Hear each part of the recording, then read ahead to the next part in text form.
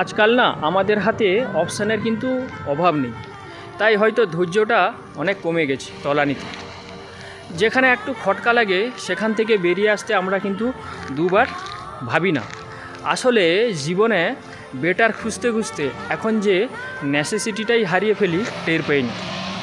সমস্যাটা হলো আমরা মানুষকে না এখনও জামা কাপড়ের মতন ট্রিট করি। শপিং মলে গিয়ে যেমন 10টা ট্রায়াল দিয়ে সেরাটা বেছে নিই, কারণ জানি কদিন পরে ওটা পুরানো হবে। মানুষ বাঁচতে বাঁচতেও না এখন সেই একই ক্রাইটেরিয়ার মধ্যে দিয়ে আমরা যাচ্ছি। কিন্তু মানুষ তো আর ইউজ অ্যান্ড থ্রো প্রোডাক্ট নয়। সম্পর্ক মানে শুধু ভালো সময় ভাগ করে নয়, খারাপ সময়েও তোমার পাশে থাকা। মানুষ তো ভালো মন্দ মিশিয়ে তৈরি, তাই না? অথচ আমরা সামান্য অমিন হলে he and she is not my type. ভালোবাসা কোনো ফিক্সড ডিপোজিট নয় যে সবসময় 50-50 হবে।